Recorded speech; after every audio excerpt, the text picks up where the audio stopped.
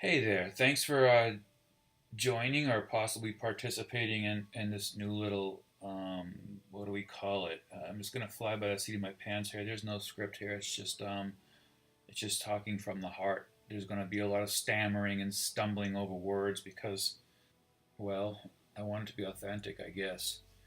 So the idea of all this is to I guess, introduce ourselves to each other. I probably have, out of 500 plus friends there on Facebook, maybe roughly about 200 that either I follow their feed or vice versa. It's a two-way street for sure. And I'll take some responsibility for that. I mean, if I didn't like Hillary Clinton, I was going to damn well make sure everyone knew. What I've come to the conclusion is it doesn't seem to be helping the situation. I can be right all day long. It doesn't matter if. But what I do would like to have is an exploration of the impetus behind things to get us to where we are now. So what I mean by that is wherever you are in any spectrum in the world, your life experience, whether it be where you are artistically or philosophically or spiritually, doesn't matter. I'm really curious on how you got there. Not the fact that you're there and what you're even doing with there. We find ourselves off the tracks and we wonder where we got there. So, storytelling is a great way to kind of reintroduce ourselves. I mean, we have, I bet, more in common with each other than I think any of us have any idea.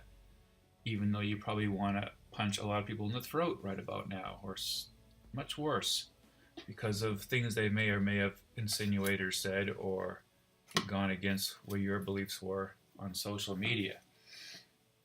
So with that having been said, I'm not the best storyteller. I'm willing to learn, obviously, and I don't even like the sound of my own voice. So this is definitely a reach for me. But these are some of the chances I think it's worth taking. There's been a lot of self-reflection in 2018, and I want to continue that more and into a deeper level.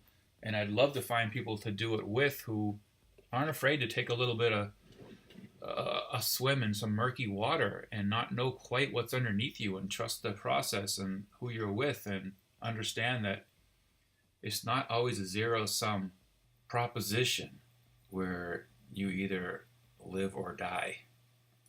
It's just simply an exercise or a quest to seek and have the courage to be intellectually honest with ourselves, to say and think what's on your mind, right, wrong, indifferent, or whatever, but how you formulate those opinions, because that brings us back to where we come from. So there's a lot of deep things we can get into.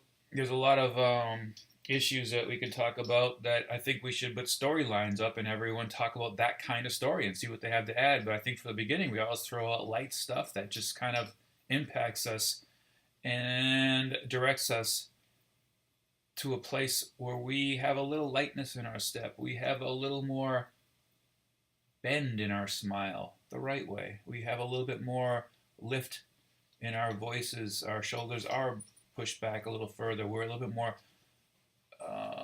empowered by the place we happen to be currently in, and those that currently are with us.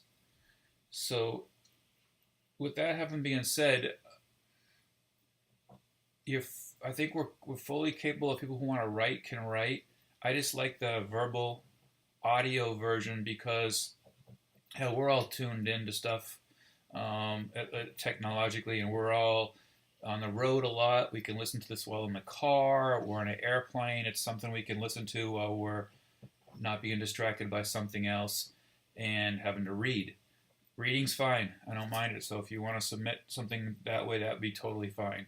But I think in videos will be wonderful. We love to see your face, and then we are going to be distracted. But because there's nothing more like seeing the emotion in somebody's story by looking into their eyes and seeing their body signals and how they hold themselves. So that's something to come down the pike. This is the first one. It's very raw. So welcome to the board. I implore anybody who has something interesting or funny or different or light or heavy or whatever You know, we're all embarking on our own little journeys.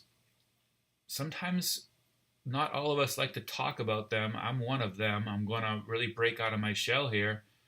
Sometimes there's a lot of power given to just listening and not having to actually fix everything or have a moral behind everything. All those things are compelling and wonderful, but sometimes just being and understanding that holy shit, somebody else has gone through that too. I'm not so alone in the world anymore.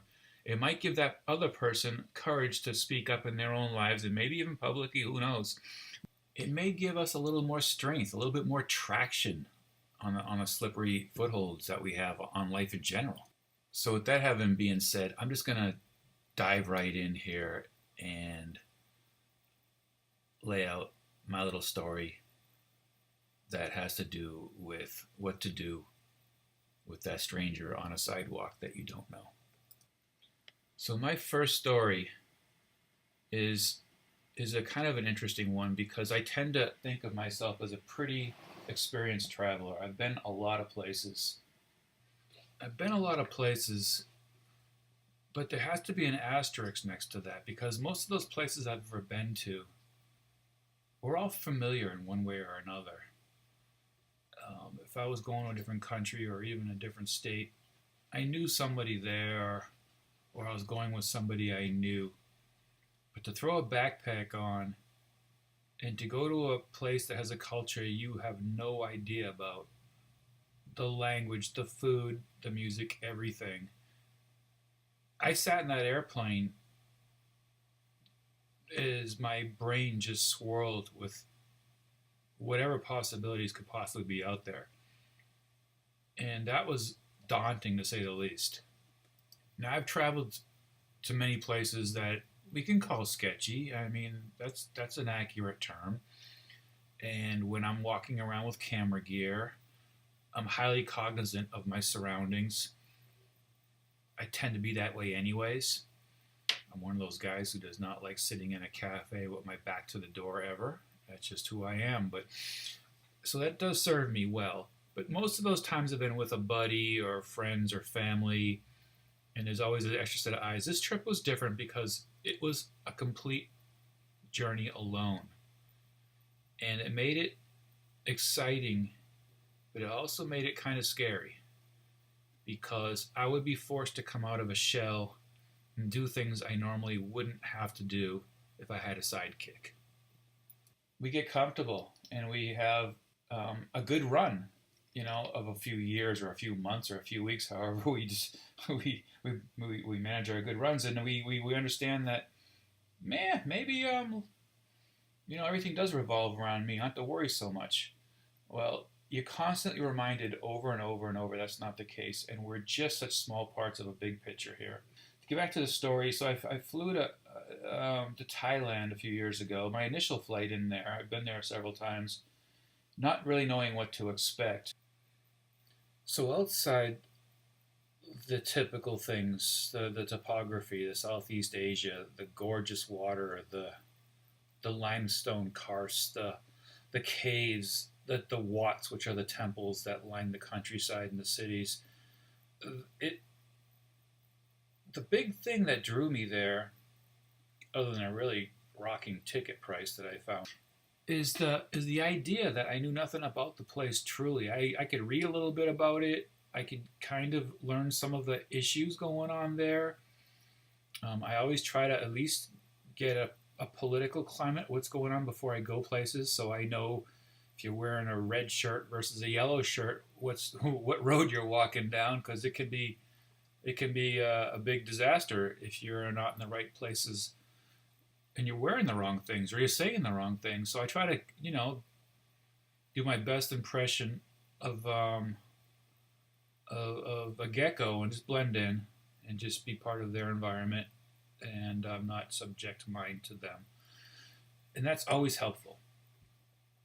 But I found out real fast when I flew in at 2 in the morning and I took a cab ride into a part of Bangkok.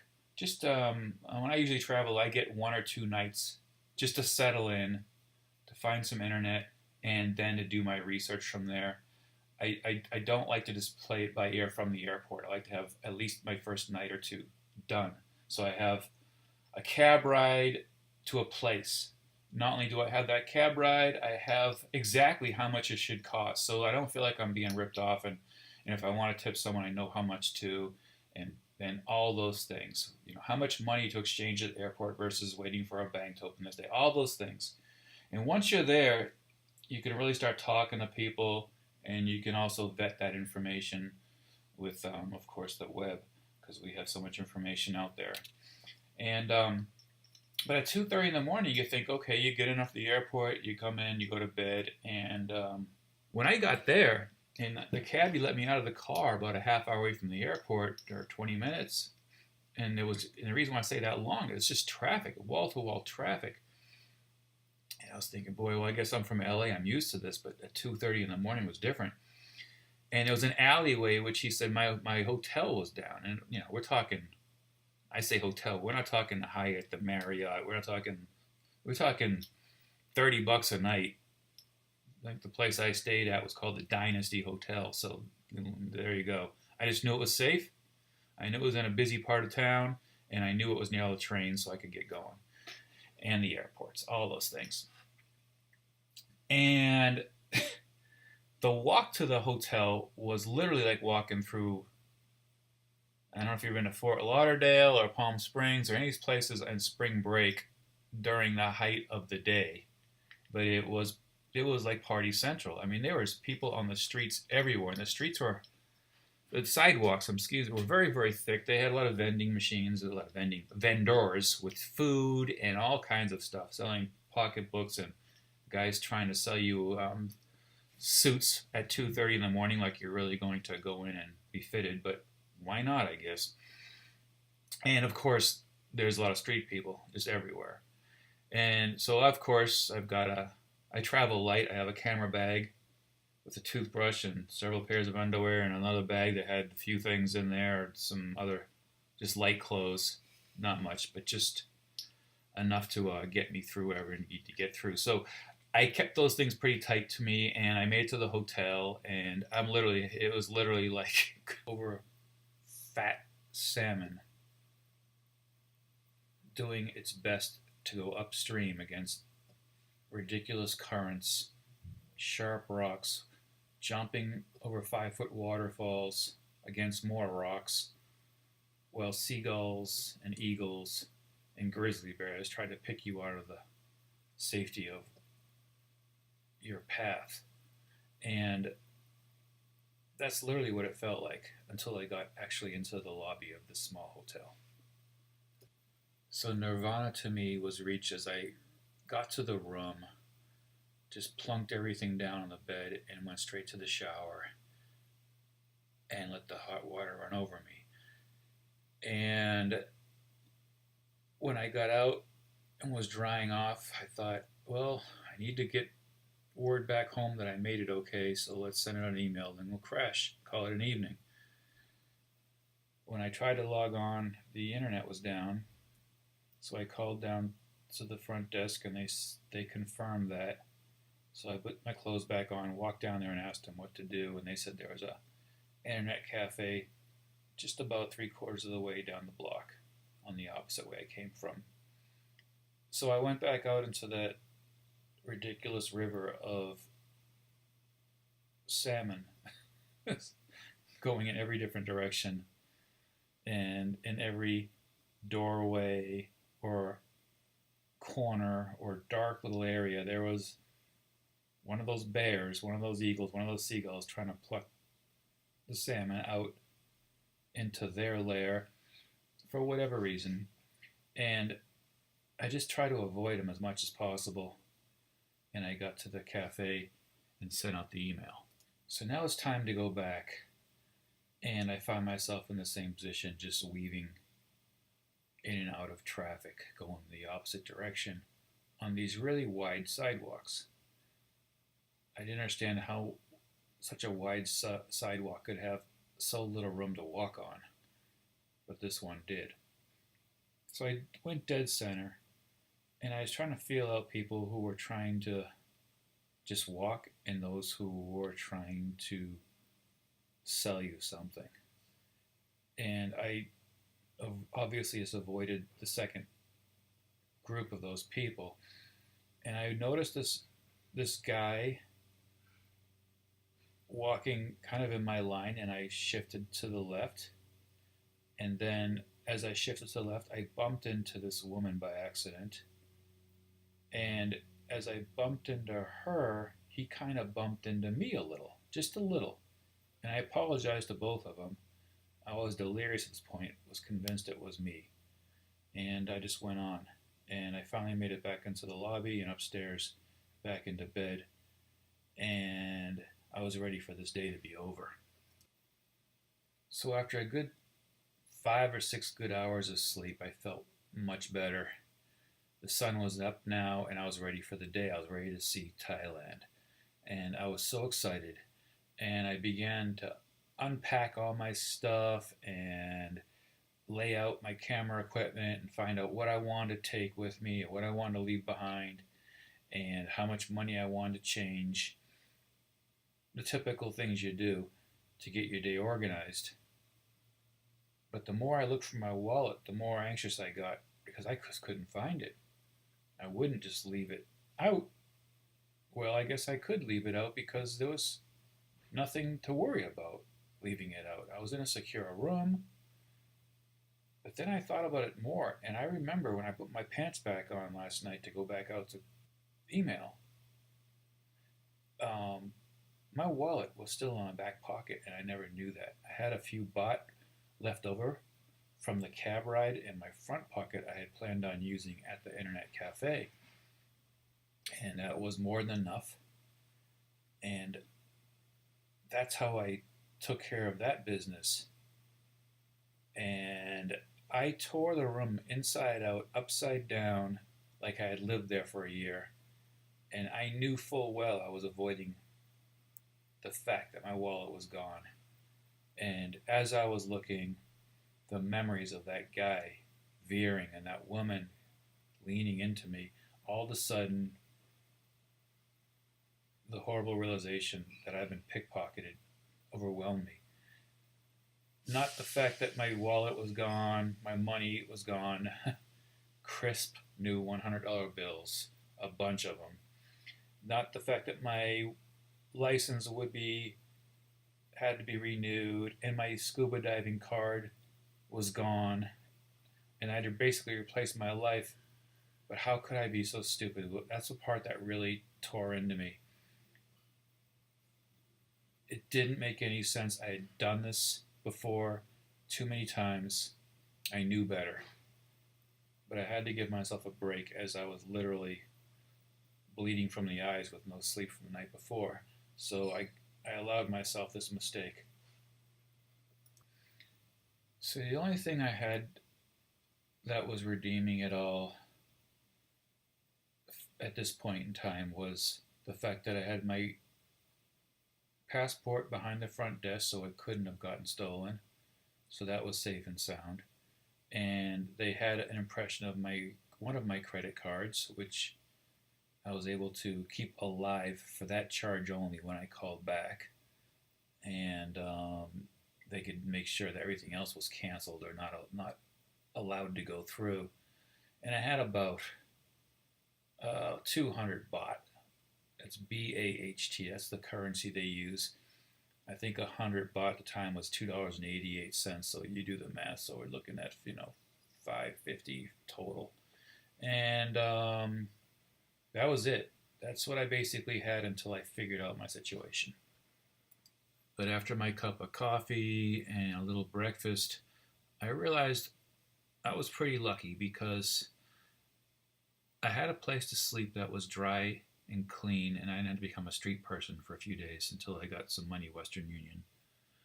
But I also had a place to eat in a very small restaurant, but it had food, and I could get by with that, and so I could go out and explore during the day, and even early morning and come back and have a place to home camp to come in and out of. and to get fed, to get clean, and to get sleep. That was huge. And I figured, you know what? I got myself into this mess. I'm gonna get myself out of this mess. I got some offers from home. Laura, for one, offered to get me money over there, and I just said, you know what? I'm gonna work my way out of this. There's a lesson to be learned here. There's an experience to be had, and there's also something from this experience that's going to reveal itself, and I just don't know what it is. So, long story short, there for that part, yes, they cleaned me out. They were buying everything in town, and even though my credit cards have my face on it, I don't think people in Thailand care. They just ring up the cards. So we put that together. I had one last day before a Western Union. I was able to work out through my bank to do a one-time only transfer fee for me to just get me back on my feet, and get me some cash, and because the credit cards were no longer going to be of use to me, and I didn't do traveler's checks, so there you go. So I had a full day, and I got up the second full day. I had the last full day before my money was coming, which is going to be about 3 p.m., and then after that point, I was going to get on a train and head north.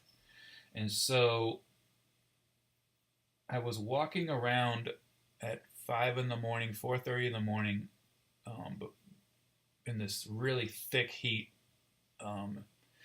It hadn't rained, but it sure felt like it was going to.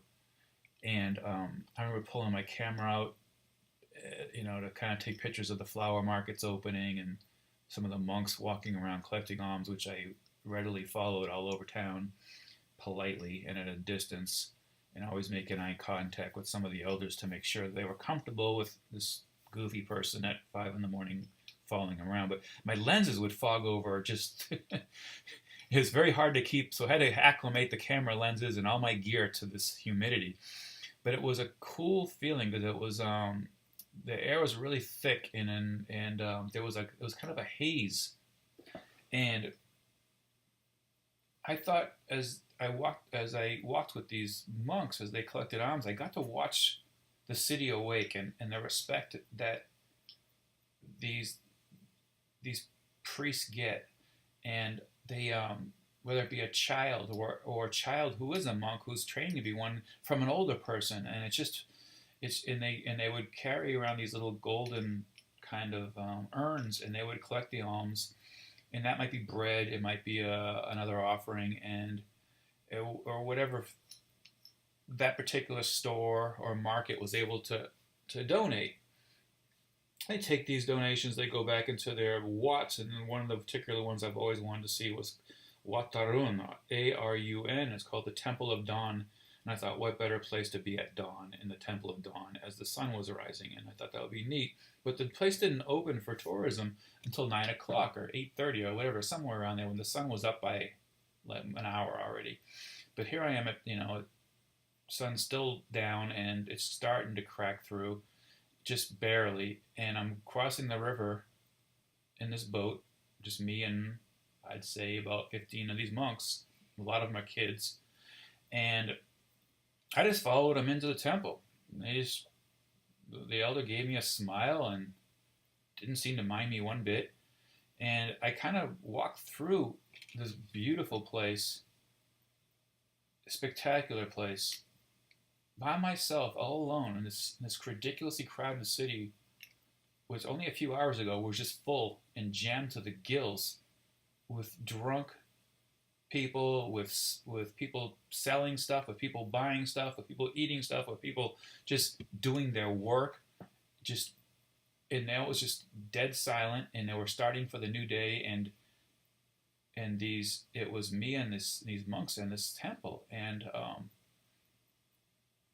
they began to chant, and they began to pray for world peace, right, for what I gathered, and boy, oh boy, it was almost like an isolated single experience that was delivered just for me, because I had the whole place to myself, and it was almost like it was a performance, and I got to experience a day in their life where I wasn't imposing, I wasn't interrupting, I was just being, and they were allowing, and I was so grateful. And when I left that morning, when the gates were kind of opening, that's when the people were coming in and we were all leaving. And I remember a lot of the faces on some of the people as I walked in there, like, what is he doing in there? And I continued to follow these guys to a few other Watts, and then I decided to, well, I got no more money, and this didn't cost me anything. I just want to walk back home, and I didn't have money for a cab, and I thought I'd just take the sights in and walk several miles. And figure an hour and a half I get back there, maybe 2 hours. So what? I'm walking in a different country. I'm seeing new things. It will go by fast. And there's this huge sidewalk along the Grand Palace, and I was on the outskirts of that.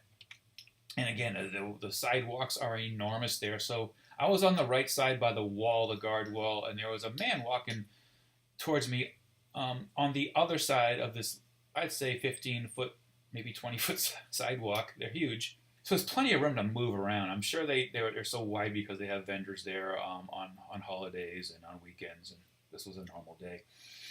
And the man crossed over towards my side, and now we're, I'd say, about 50 feet apart, and I kind of slowly meander towards the middle, towards the other part where he was, and vacated my spot to the wall just to kind of keep walking.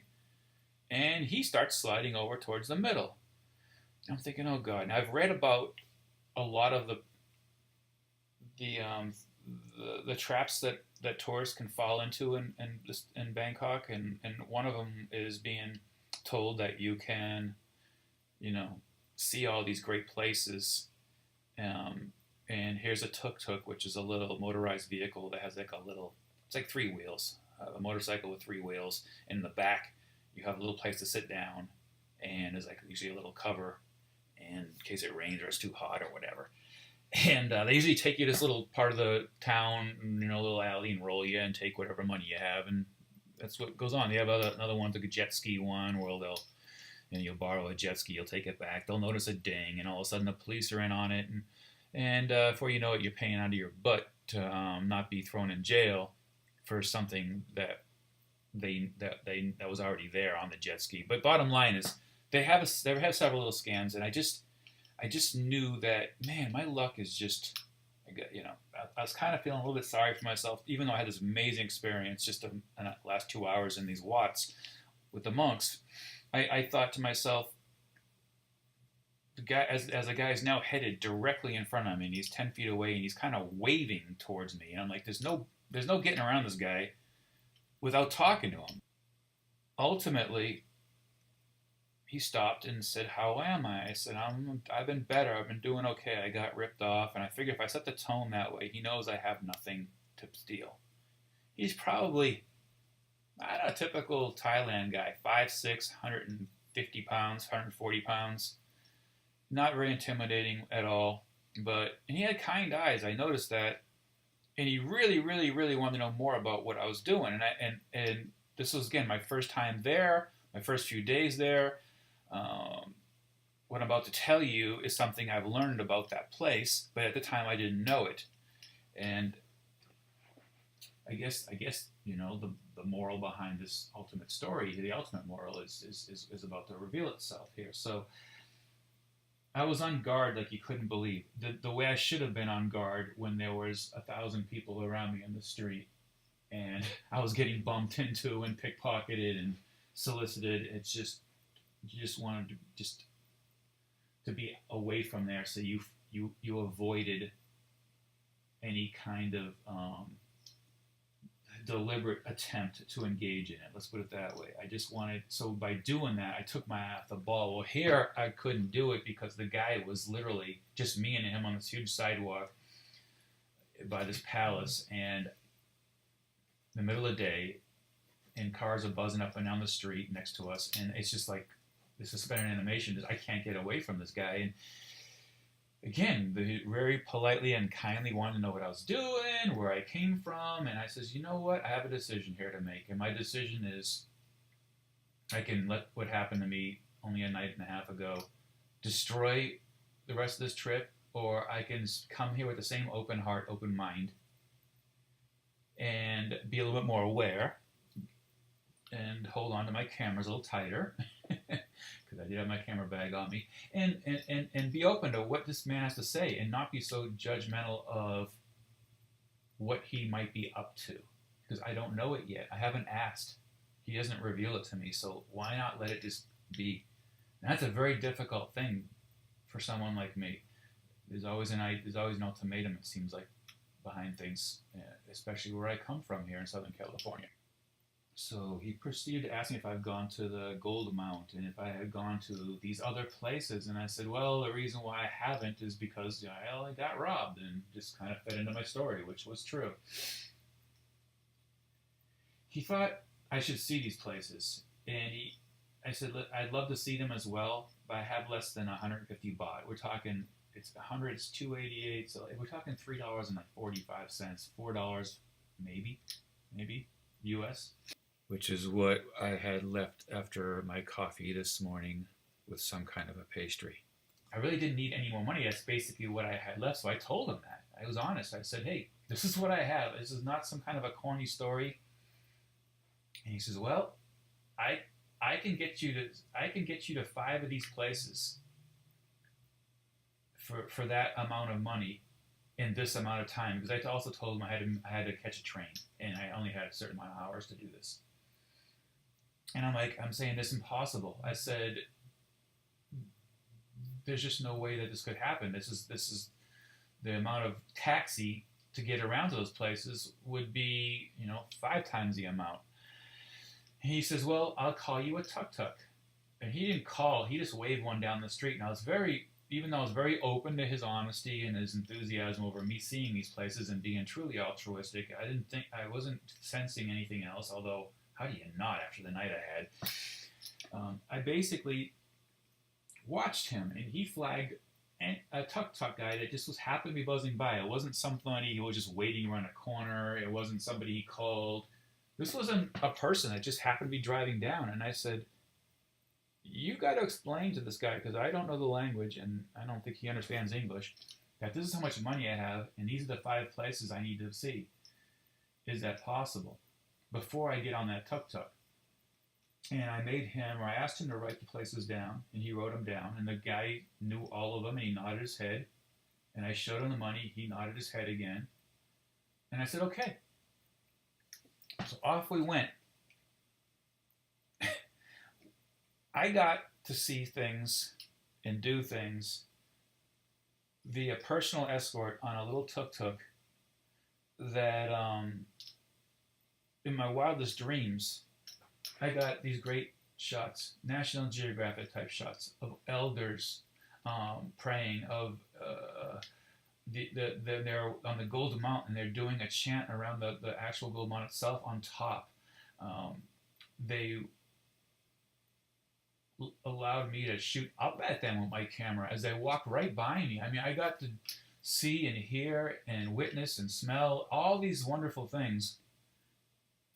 Because, the incense is this part of, the smells, the lotus flowers everywhere. The things I got to see and do on the next 3-4 hours was beyond spectacular.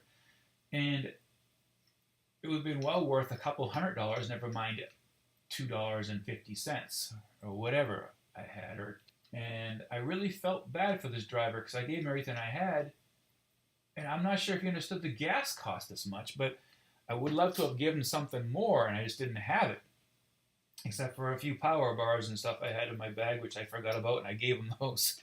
And the smile on his face, and the kindness in his eyes, and his joy in showing me these places,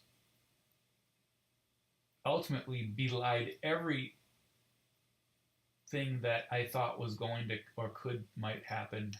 We did go down a few sketchy alleys, and I literally had my camera bag curled in my left hand and on my left shoulder strap and ready to tuck and roll and run. I'm like, well, I can still run faster than these guys if there's a lot of them. But never had to deal with that. I mean, I had a few iffy places we tried to kind of go through to get to these places, but it was just his shortcuts.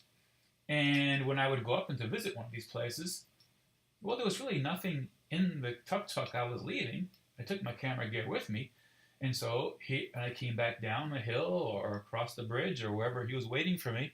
There he was, a smile, ready to rock and roll. And he wasn't pushing me or pressing me. He wasn't doing any of those things. So that's the story. It just basically tells me that to get out of my own skin, to get into someone else's condition, and not let something happen that could have ruined the whole trip, ruin it. And matter of fact, it kind of set the whole trip on the right tone. So the amount of money, which was extensive, that I lost, the amount of hassle I had to go through, which was even more extensive, just it was nauseating beyond belief. Um, to call all those cards and all those things from a different country, and get hung up on and get the right numbers, and then be charged this ridiculous amount for these phone calls, everything, get the Western Union going. It was all part of the process for me to put my hair down and just be, and just understand that the universe has a bigger, better idea for you. And when your course gets redirected, it may be for a bigger, better reason. It may not be, but it may be. And if you don't look at things that way, or if we don't look at things that way, then we miss out on so much. So there's something. I know a few people that are getting ready to travel, and they're getting ready to try to really expand their horizons, and hopefully travel to places not to check off lists and see things, but to actually experience things. And ultimately, the biggest thing is the biggest thing to check off that checklist, other than the Taj Mahal, the pyramids, or Machu Picchu, or any places, is to realign yourself with yourself. Create some alone time and do some self-reflection. Get out of your own head, if that's possible. When I say be open to ideas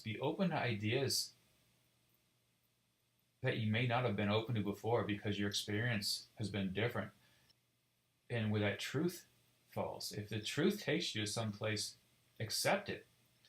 If we have been in some kind of dogmatic rejections of certain things, or acceptance of certain things because that's the way we've been, without real history in the ideas behind those, meaning that you've really done your homework, then be prepared to let those things go and realize maybe 15, 20, 30, maybe even more years of your life haven't never been wasted, but have been derailed, and to get back on those rails, and not someone else's, but your own,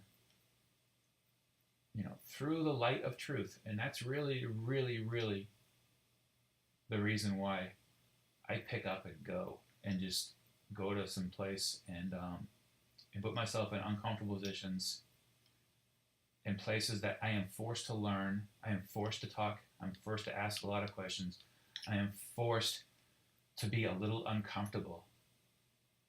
And then that's when the real rewards happen, I think, at least for me. Okay, so that's it. That's my first story. Hope you all enjoyed it, and look forward to hearing yours. But I hope that people will get to know each other again, and get to like each other again, and get to understand that even though we're all different, the real important question is, how do we get to those places? Not the fact that we're there, but how do we get there?